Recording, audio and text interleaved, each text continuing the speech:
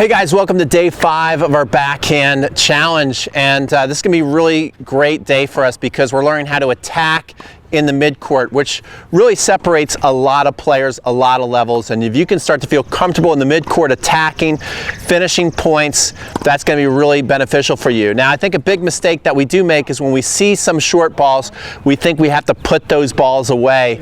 And actually, the better you are at setting yourself up for an easy volley, a volley that you can get right around chest level, you're going to win a lot of points, especially if you got some really good volley techniques, which we will have a 7-day volley challenge as well.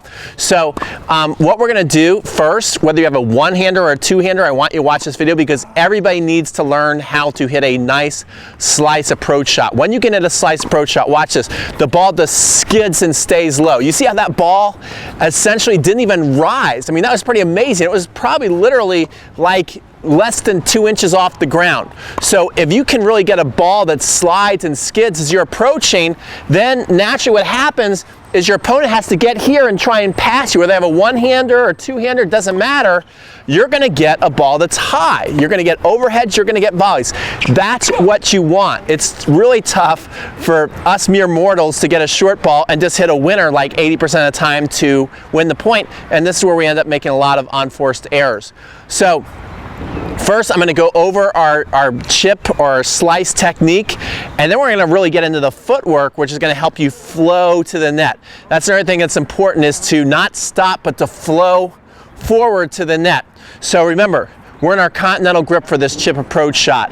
And the most important thing is when you see the ball coming, you want to jut the racket butt. Now, if you missed the day 3 challenge, which went all over the slice, make sure you watch that because that will help you with this video. So we're not going to go as much in detail. It's going to be a lot more about the footwork, but we want to jut the racket butt right there. And then what we're looking to do is really get out here and extend the hit. See, I'm way out here. Lots of people, when they hit their slice approach shots or any slices, their elbow's really bent and they're close to the ball. And this is when the ball is going to pop up. So especially get a ball that really skids and stays low, we want to get out here and hit. And look at the angle of the racket head at impact. Right? It's slightly open, and we want to make sure we're out in front, because if we're late and it's a little too open, the ball is going to fly on you. And you really want to think about whether you have a low ball or a high ball. And the higher the ball, the more you got to really think about digging and getting leverage over the ball with your shoulder. Okay, so you got to really think about really digging that shoulder in the ball, and also with your footwork, that you put your weight back first. First you want to go back, but then you really want to dig and get leverage, and it's okay if even that back leg is sometimes off the ground. That's a little cheat you can do to really keep the ball down, because a slice naturally wants to rise. Even though the ball skids and stays low when you do it right, the slice actually wants to rise. So you got to really leverage your body over the ball so it doesn't start floating. This is what happens to a lot of people. If they're with their weights a little slightly back, then the ball is naturally going to go up and float around, and we don't want that. So let's talk about the footwork. What you want to do is when you see that ball coming, as soon as you see it coming, the earlier you can get back here, the better. Get the racket jut out, kind of get your unit turn going. Then you start approaching the ball, and then right before you hit, lots of times, because this will kind of like have you flow and almost accelerate through the ball to give it that extra little bite, you want to do something called a karaoke step, to where you come back behind and then you shoot out and through. Did you see that? So we're going to put the camera from the side. We're going to practice some karaoke steps, shadow strokes. Remember, we're learning the art of tennis. So again, if you can't go out to the court, if you're like jealous I'm out on the court, a lot of this we're going to do shadow stroking, and then we're going to hit some. And I also think that this is best. Lots of stuff, yes, it might be better to have a ball machine. Yes, it might be better to be hitting with somebody. This drill, to learn a chip shot, it's going to be best to do self-feeds, because getting the slice down approach shot is really tough. I remember on the backhand I struggled with it for a while, but then once you get it, it might be one of the easiest shots to use that's super effective.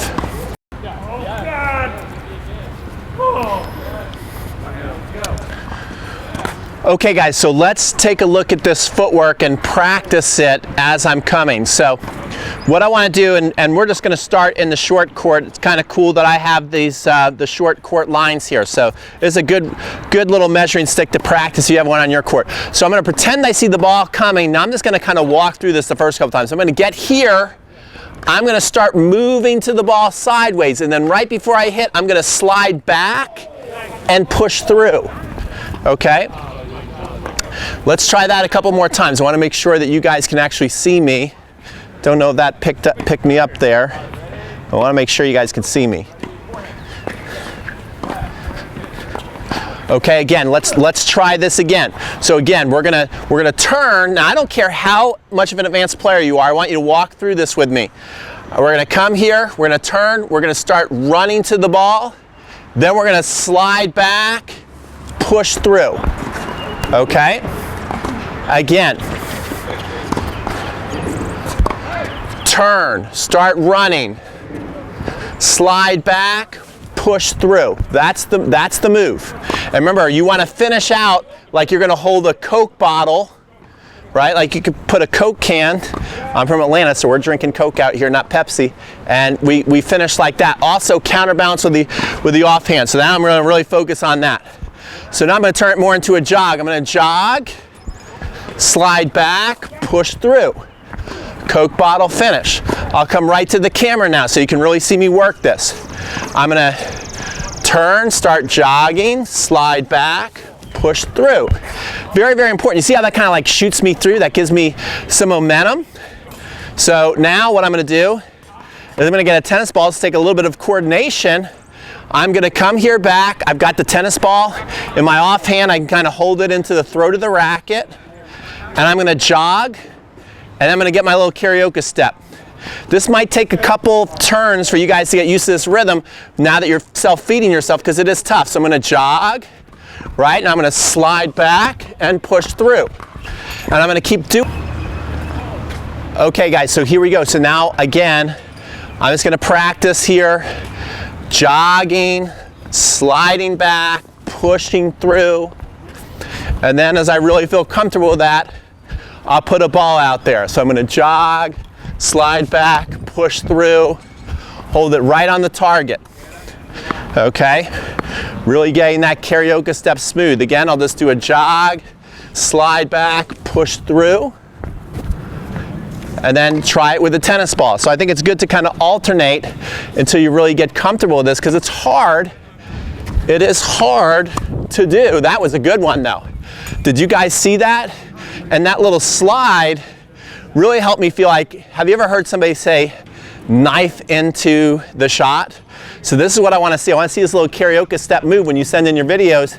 And when you do it right, you're going to feel like, oh, that's what a knife backhand feels like, to really knife into the ball. So again, now I'm going to go a little faster, move faster, almost in game speed, and push through, right? And then see if we can do that right here. Getting here, sliding back, pushing through, wholly on the target. See how that ball is staying low. And I really do like for singles especially to be able to hit that ball down the line. Now it's a little bit more of an incentive for me because I'm also going at the backhand. So if you're slicing, you know, look for the backhand. It's good to do. And again, I'm going to keep going with my technique of jogging, pushing back, pushing through, and then going with a tennis ball. So I'll just do these three with you, and then this is what you can practice today. So again, coming here, sliding back, sliding through. What was interesting about that is my shoulders went a little too far this way, which brought the ball wide, but I actually felt great with the footwork. I actually liked the way that felt. So let me keep working on my footwork through. And then I can turn this into a little bit of a cardio exercise. So this is a great way to also get your cardio in. Look at that ball. That ball stayed really, really low. Again, I'm not worried about in or out, but the last two shots, actually my best two feeling shots. All right, here we go. I'm going to be consistent. I'm not going to skip steps. I'm going to keep working on the footwork and then coming back and putting the ball out and sliding and skidding. And oh my gosh, that's our best one. That one right there, I need a high five. Give Give me a high five. Come on, baby. Boom. Okay, so now let's get into attacking a high ball and coming over it on the one-hander. Oh my gosh, this is hard to do. And since it's hard to do, I recommend that you practice this a lot before you try it in the match. And in general, I think, you know, I will be flat out honest and say I don't play enough tennis to feel like coming in and just crushing a one-hand backhand approach. I will probably slice my backhand approach 80% of the time and then come over it 20% of the time. So, you know, I think that this is a much better shot for two-handers, but I still think you should be able to do it, and it's a lot of fun to practice, and that's what it's all about, is practicing. I was on a live stream with Gigi Fernandez yesterday, and she told me before we even got on, she said if Martina had to do it all over again, what she would be doing during this quarantine is work on everything, you know, and then you can really find out what works and what doesn't. But she'd be working on every part of her game right now and taking advantage of that. That's somebody who's won like over 50 Grand Slams, so let's take her advice. All right, so now I think a great thing to do, and I did this a lot as a junior, but when I had a two-hander, my coach would be in the box with me and basically just feeding me a bunch of high balls to crush and get leverage on, because the biggest thing that we have advantage of is we can actually see the other side of the court. Right now I see blue on the other side of the court. In fact, I'm gonna turn the camera around and just think, when I turn this camera around here, what we can do is we can see blue. That's a big advantage. Lots of time when you're playing, you don't see blue. You see the green, okay? You can't see the in part of the court, so that's why you have to hit up on the ball. But what we're trying to do, and what a lot of people make mistake on the one-hander, is since they're a lot more comfortable here, they like to let the ball come up, drop, wait for it to come at about their waist, then they hit their approach shot here and try and run all the way to the net. And they're giving up a lot of real estate and a lot of time. You want to get on the ball, take it on the rise, and actually hit it up here at the chest or even at the shoulders and get the ball going down. So a good way to get comfortable with this, first of all, is just to get good with your double hops, okay? So don't even worry about swinging, just kind of like double hop and then set. See that? Just practice that a couple times where you're getting hop, hop, set. And now when I'm getting set, what I'm gonna be able to do is kind of like dig down in the ground with my back leg and then lift up and over the ball and push. Again, if the back leg gets off the ground, that's fine, because what we're gonna do first is dig it into the ground, lift it up, and then boom, on the ball, okay? So what you can do is after you do that, and you feel really comfortable with it, again, this would be nice drill to have somebody feeding you underhand, just little lollipops, or to have the ball machine just puttering out to you, or to self-feed yourself, which I'm gonna do today, okay? Also, if you're not out of the house yet, you can just do this drill literally like in a little box around your house and just practice like hop, hop, jump, and push, okay? And really work on your counterbalance. So again, if you don't have a court to go to yet, you can just come here, bam, and just practice this over and over again, just right here in the box, making life easy on yourself, because this is one of the tougher shots in tennis, especially for a one-hander. But again, once you can get it, it's a very cool feeling. It's something that you want to be able to do at least a couple of times in your lifetime in a match. Would be fun. So you're coming here and hop, hop, and then bam, coming down, hitting that ball.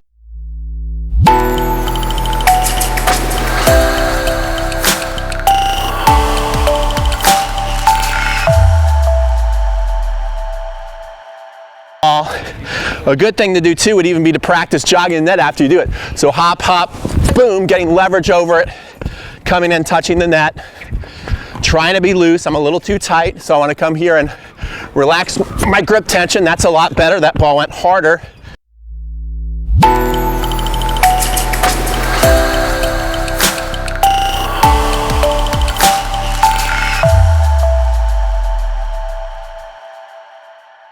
That would have been a winner in a match, by the way.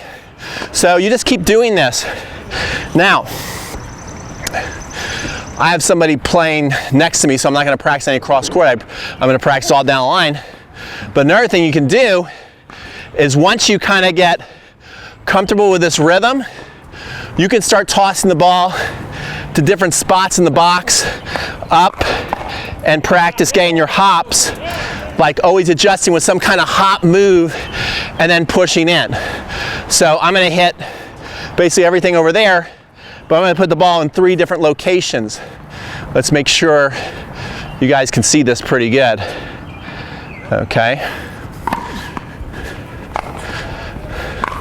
So here I go. I'm going to come here. I'm going to push the ball up here and then hop and push in. Oh, that was nice. Now I'm going to bring it over here and then hop and push in. And then out here, hop and push in.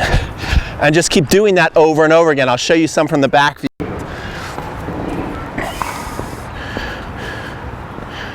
Okay, so again, let's do a couple where I'm just going to do a double hop and forward.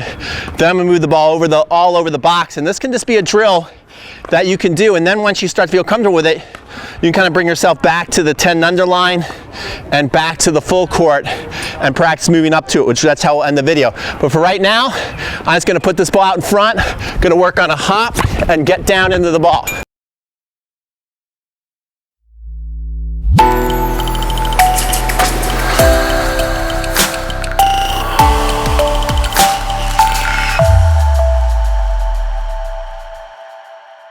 Okay, really get the leverage over it and come on in, get over the ball, push on in. We're happy with that shot. And again, notice how this is getting into a cardio, guys, a nice cardio workout and really getting down on that ball. Okay, whenever we can hit down on the shot in tennis, that's a great thing because we don't get many opportunities to do that. Now, you can make a cardio and put it in all kinds of different spots in the box, over there, here, over there. Try and readjust your feet and always feel you can get a hop and some momentum going in, okay? What you don't want to do is like put the ball over here, get set, wait, and hit. That's too, static, too stationary. You want to feel like you can hop back into the ball. So you want to take it and always be figuring out how can I get here and then push back in the direction of the shot. Okay, so again, how can I get here and then slide forward and hit? That's what I want to do all day long.